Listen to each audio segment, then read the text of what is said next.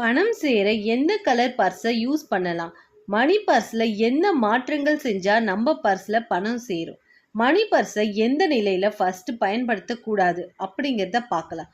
உங்கள் பர்ஸு கிழிஞ்சு இருந்தால் பயன்படுத்தாதீங்க. உங்கள் ராசியான பர்ஸாக கூட இருக்கலாம். ரொம்ப வருஷமாக நீங்கள் யூஸ் பண்ணுற பர்ஸாக கூட இருக்கலாம். அது எப்படிப்பட்ட பர்ஸாக வேணால் இருக்கலாம். ஆனால் கிழிஞ்ச பர்ஸை நீங்கள் யூஸ் பண்ணாதீங்க. ஏன்னா பணம் அப்படிங்கிறது மகாலட்சுமியின் உருவம். அதை வைக்கக்கூடிய பர்ஸு நல்ல நிலையில தான் இருக்கணும்.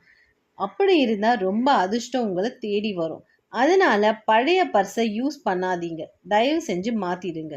இப்போ மணி பர்ஸை வாங்கும்போது நீங்கள் போய் வாங்குறத விட உங்களுக்கு யார் ரொம்ப ராசியானவங்கன்னு தோணுதோ அவங்க கையால் வாங்கினீங்கன்னா ரொம்ப நல்லது.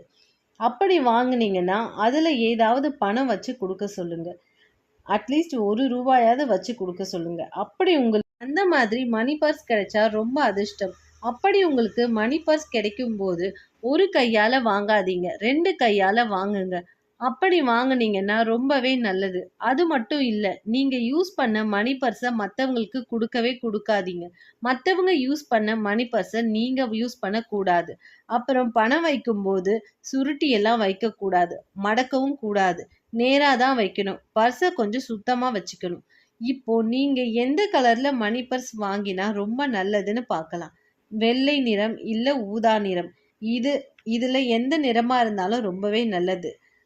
சிவப்பு, வெள்ளை நிறம் இல்லை ஊதா நிறம் இதில் இருந்துச்சுன்னா ரொம்பவே சிறப்பு.